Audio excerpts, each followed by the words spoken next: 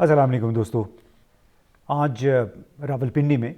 ISPR के सरबराह general Ahmad शरीफ चौधरी और वज़ीर आला बलूचिस्तान सरफराज बुगटी ने तफसीली प्रेस कॉन्फ्रेंस की जाफ़र एक्सप्रेस और इसके मुसाफिरों की बाजियाबी के हवाले से। और इसमें जनरल अहमद शरीफ ने ये कहा कि हाईजैकर्स में ख़ुदकुश बमबार भी शामिल थे और उन्होंने ख़ुद को मुसाफिरों में छुपाया हुआ था, यानी वो उनके साथ मिले हुए थे ताकि उनको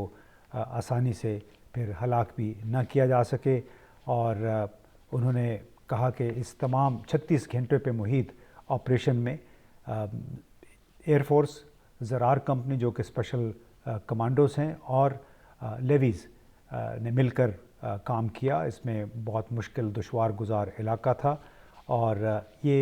एक ऐसा वाक़या है जिसके डांडे पड़ोसी मुल्क से मिलते हैं। कई अफ़गान हालिया ऑपरेशंस में TTP के हमरा लड़ते हुए मारे गए थे, जो कि इस बात का सबूत है कि इनके डांडे अफ़गानिस्तान से मिलते हैं। इस प्रेस कॉन्फ्रेंस के दौरान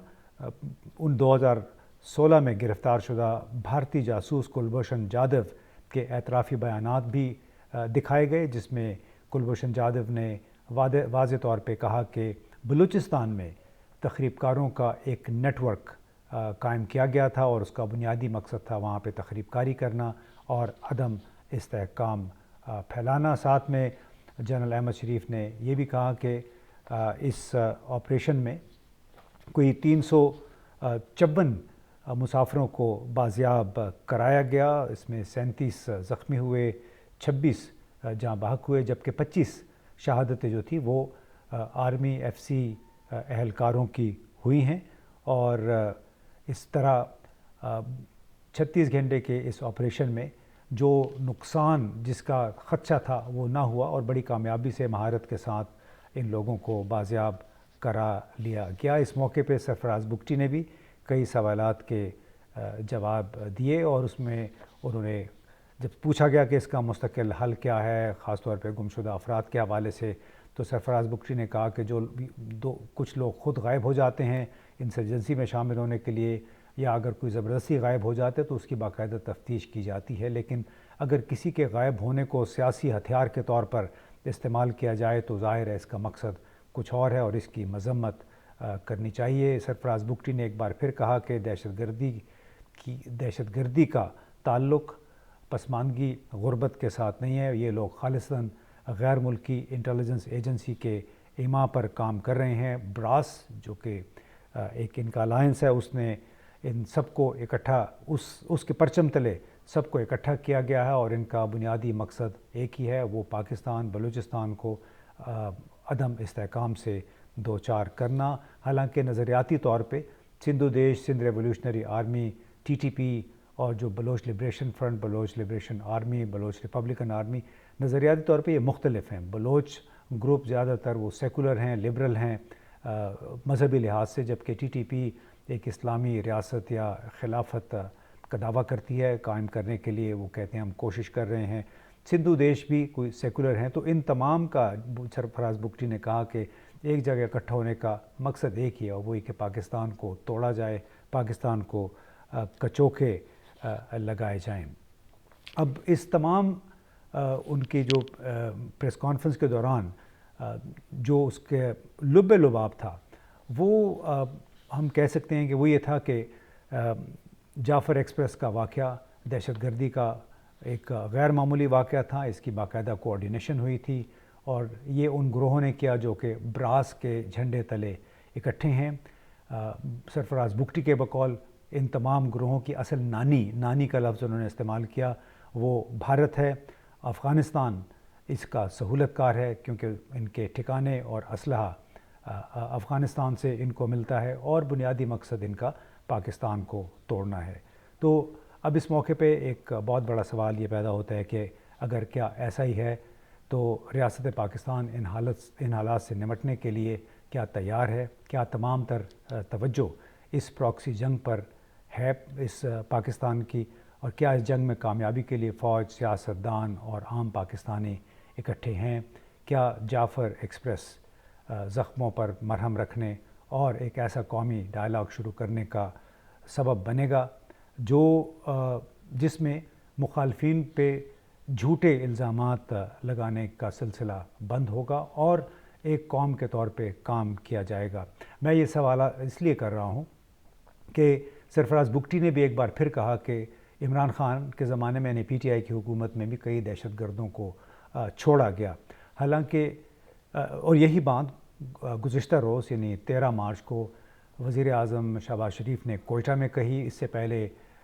خواجہ آصف اس بات کو کئی مرتبہ دہرا چکے ہیں۔ تفصیل اس کی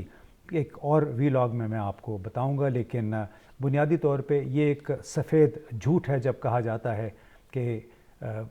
پی ٹی آئی کے زمانے میں دہشت گردوں کو افغانستان سے لا کے پاکستان میں آباد کرنے کی کوشش کی گئی۔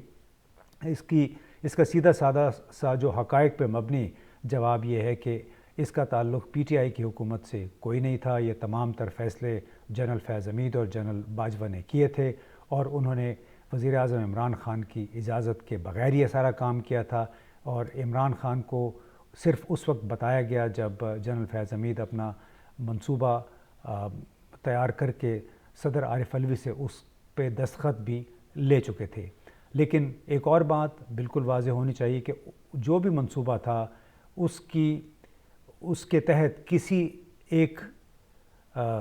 بلیک ٹیررسٹ کو رہا نہیں کیا گیا۔ کوئی چند درجن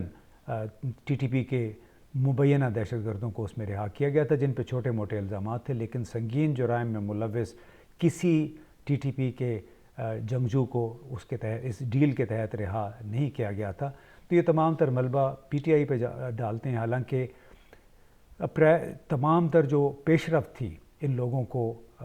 پاکستان واپس لانے کی، وہ لوگ جو پاکستان واپس آنا چاہتے ہیں، وہ فیصلہ پی ڈی ایم کی حکومت بننے کے بعد ہوا تھا۔ اب ذرا سے آ جاتے ہیں اس پریس کانفرنس کی طرف۔ اس میں سوالات کچھ اٹھتے ہیں جو کہ بطور ایک پروفیشنل کے، پاکستانی کے اور سچ جاننے کے لیے بڑے ضروری ہیں۔ یہ بار بار کہا گیا کہ ان کے ان دہشت گردوں کے ہینڈلرز افغانستان میں تھے۔ ظاہر ہے ان کے آپ کے افغانستان میں ہوں گے، جہاں جہاں ان کو پناہ ملے گی وہ تو ہمارے اگر دشمن ہیں تو وہ تو ادھر ہی جائیں گے۔ پھر اس ساتھ میں انہوں نے کہا گیا کہ بھارتی میڈیا نے بڑی مبالغہ آمیزی کی، بلوچ لبریشن آرمی کے دعووں کو خبر بنا کر پیش کیا، سوشل اور مین سٹریم میڈیا پر بڑھا چڑھا کر باتیں کی، آرٹیفیشل انٹیلیجنس کے ذریعے بنائی گئی تصاویر اور ویڈیو وہ میڈیا پہ چلاتے رہے اس کو اصل بنا کے۔ بلا شبہ اگر جو بھی ہمارا دشمن ہوگا وہ جب بھی اس کو موقع ملے گا اس قسم کا کام کرے گا، تو اس میں افغانستان یا بھارت کا نام لے کے اپنی ذمہ داری سے ہم مبرہ نہیں ہو سکتے ہیں۔ اب یہ بھی یہ بتایا گیا پریس کانفرنس میں کہ خودکش بمباروں نے خود کو یرغمالی مسافروں کے اندر چھپایا ہوا تھا، لیکن اس کے باوجود انہیں ایک ایک کر کے مسافروں کو نقصان پہنچائے بغیر ہلاک کر دیا گیا۔ یہ ایسی اسٹیٹمنٹ تھی جس کا سوال یہی بنتا ہے کہ کسی ایک مسافر کو نقصان پہنچائے بغیر ان خودکش بمباروں کو کیسے ہلاک کر دیا گیا جنہوں نے یرغمال مسافروں کو شیلڈ کے طور پہ جو استعمال کر رہے تھے۔ بار بار اس پریس کانفرنس میں جدید اسلحے، امریکی اسلحے کی بھی بات ہوتی ہے، تو جناب یہ تو کوئی نئی بات نہیں ہے۔ خود جب تک اشرف غنی کی حکومت تھی اس وقت بھی اس افغان فوج کے بہت سارے فوجی بھگوڑے ہو جاتے تھے، ان کے پاس ہینڈ گرینیڈز کا سیٹ ہوتا تھا، ان کے پاس کلاشنیکوف ہوتی تھی، ان کے پاس نائٹ ویژن گاگلز ہوتے تھے، اس کے ساتھ ان کے پاس دوربینیں ہوتی تھیں۔ وہ یہ فوج سے بھگوڑے ہو کے اور اپنے طالبان کے ہاتھ بیچ دیا کرتے تھے۔ تو کافی سارا وہ اسلحہ اب ظاہر ہے وہ ٹی ٹی پی اور بلوچ جو عسکریت پسند ہیں ان کے ہاتھ بھی لگ گیا ہے۔ اور اس کے علاوہ سب سے بڑا سوال یہ ہے کہ اگر پاکستان کی تمام فوجی اور سیاسی قیادت کو اب یقین ہے کہ دہشت گردی کی اصل پشت پناہی بھارت کر رہا ہے، تو ظاہر ہے اس کا ایک مقصد، اب اس کے مقاصد دیکھ لیں، مقصد کیا ہو سکتا ہے۔ ایک تو یہ کہ کشمیر جہاد کی جس انداز میں پاکستان نے حمایت کی، سیاسی اور سفارتی ہے، اب ظاہر ہے بھارت اس کا بدلہ لے گا، اور اجیت دوول ان کے نیشنل سیکیورٹی ایڈوائزر بار بار اس بات کا اعادہ بھی کر چکے ہیں کھلم کھلا۔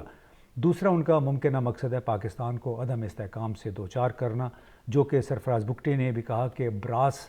جو الائنس ہے اس کا بنیادی مقصد ہے پاکستان کو توڑنا، اور تیسرا مقصد ظاہر ہے یہ ہو سکتا ہے کہ پاکستان میں چین کے بڑھتے ہوئے اقتصادی اثر و نفوذ کو محدود کرنا۔ اور اس میں اب پھر سوال یہ پیدا ہوتا ہے کہ کیا اس کے لیے پاکستان کوئی نئی حکمت عملی بنا رہا ہے؟ کیا جو جعفر ایکسپریس کا حملہ ہے اور یہ جو واقعہ ہے اتنا سب کو ہلا دینے والا، یہ ٹریگر کرے گا ایک نئے پروسیس کو جس میں تمام سٹیک ہولڈرز کو ساتھ ملا کے ایک انکلوسیو انداز میں قومی مکالمہ کیا جائے اور ان لوگوں کو ساتھ ملانے کی کوشش کی جائے جو جواز بناتے ہیں بلوچستان کی محرومیوں کا اپنی جنگ کے لیے، اپنی اس دہشت گردی کی کیمپین کے لیے۔ اس پریس کانفرنس میں ایک اور اہم موضوع جو سامنے آیا، بار بار اس پہ سوالات بھی ہوئے، وہ تھا انٹیلیجنس فیلئر کا۔ مختلف ٹی وی چینلز پہ دو روز سے جو گفتگو ہو رہی تھی اس میں بار بار یہ کہا گیا کہ یہ سیکیورٹی اور انٹیلیجنس فیلئر ہے۔ تو اس پہ جنرل احمد شریف نے یہ کہا کہ اس کو انٹیلیجنس فیلئر نہ کہیں، کیونکہ آپ ان کا ذکر، ان آپریشنز کا ذکر نہیں کرتے جو ہم روزانہ کر رہے ہیں۔ روزانہ کی بنیاد پہ کہتے ہیں کہ اوسطاً ہم 180 انٹیلیجنس بیسڈ آپریشنز کر رہے ہیں، ہمارے خفیہ ادارے دن رات کام کرتے ہیں، کیونکہ ہمارا مقابلہ ایک بہت بڑی بلا سے ہے۔ مینس کا لفظ انہوں نے استعمال کیا۔ بلا شبہ جناب آپ کا مقابلہ ایک بہت بڑی بلا سے ہے، مگر کوئی اسے اگر خفیہ اداروں کی ناکامی یا ان کی کمزوری اگر قرار دے تو اسے ملک دشمن قرار دے کر کیا حقائق کو چھپایا جا سکتا ہے؟ اب اس کے علاوہ سرفراز بگٹی سے بھی جب یہی سوال پوچھا گیا تو انہوں نے کہا کہ جناب یہ بلوچستان بہت بڑا علاقہ ہے، ٹرین نے وہاں سے روزانہ گزرنا ہوتا ہے، اتنی بڑی تعداد کے ساتھ، یعنی 400-500 مسافر ہوتے ہیں اس ٹرین میں، تو وہاں پہ ایک سوال، بہت بڑا سوال یہ اٹھتا ہے کہ اگر ٹرین ایک علاقے سے روزانہ گزر رہی ہے، اس ٹرین میں 8-9-10 سرنگیں، اس ٹرین میں، اس علاقے میں کوئی 9-10 سرنگیں بھی ہیں، اور یہ وہ علاقہ ہے دریا بولان کا جہاں پہ ٹرین کی رفتار بہت سست بھی ہو جاتی ہے جب یہ وہاں پہ سفر کر رہی ہوتی ہے، 19-20-21 کلومیٹر پہ چل رہی ہوتی ہے، اور ہمیں یہ معلوم بھی ہے کہ دشمن ہمارے پیچھے ہے۔ براس کا جو تازہ ترین اجلاس ہوا تھا 1-2 ہفتے پہلے، اس میں تو انہوں نے کہا تھا کہ ہم نئی فوج بنا رہے ہیں اور پاکستان آرمی کو، پاکستان کے اور چین کے جو اہداف ہیں ان کو ہم نشانہ بنائیں گے اپنی آزادی کے لیے۔ تو اب جب کہ انہوں نے یہ اعلان کر رکھا ہے تو اس کے پیش نظر ایک بہت بڑا سوال یہ اٹھتا ہے کہ کیا جو نومبر میں کوئٹہ ریلوے اسٹیشن پہ حملہ ہوا، یا یہ حملہ اس کے بعد، یعنی خاص طور پہ سیکیورٹی فورسز سے تعلق رکھنے والے اہلکار جو ہیں ان کو ٹرین میں یا بسوں میں موو کرنے کے لیے کیا کوئی خصوصی حفاظتی اقدامات کیے گئے ہیں، کوئی اسٹینڈرڈ آپریٹنگ پروسیجر ہیں تاکہ ان کے جو ٹرین ہے یا بس ہے اس کو ایمبوش نہ کیا جا سکے؟ آج کل تو بہت طریقے ہیں، ڈرون بھی استعمال ہوتے ہیں، ہیلی کاپٹر بھی اس میں استعمال ہوتے ہیں حفاظت کے لیے، لیکن یہ تعجب کی بات ہے کہ ایک انتہائی دشوار گزار علاقہ ہے، وہاں سے ٹرین روزانہ گزرتی ہے، اور جناب بلوچ لبریشن آرمی کے جنگجو یا دہشت گرد کہہ لیں، انہوں نے یہ کارروائی کر ڈالی۔ تو اس کا مطلب ہے کہ اس حوالے سے کوئی پیش بندی نہیں کی گئی تھی، حفاظتی اقدامات نہیں کیے گئے تھے، اور اس کا نتیجہ پھر ہم نے دیکھ لیا، اس اندوہناک واقعے کی صورت میں برآمد ہوا۔ اب اس کے اثرات کافی عرصے تک محسوس کیے جائیں گے، لیکن امید یہ کرنی چاہیے کہ اس کی وجہ سے حکمت عملی ایسی تبدیل کی جائے گی، ایسی حکمت عملی اختیار کی جائے گی جس کے ذریعے کم از کم ٹرینوں اور بسوں کا سفر جو ہے اس کو محفوظ بنایا جا سکے، اور تمام قوم کو، تمام سٹیک ہولڈرز کو ملا کے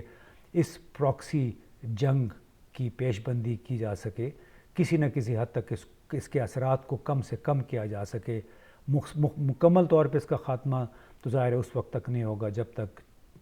بھارت اور امریکہ مل کر اس علاقے میں چین کے بڑھتے ہوئے اثر و نفوذ کو روکنے کے لیے اپنے پراکسی جنگ کا خاتمہ نہیں کریں گے۔ بہت بہت شکریہ۔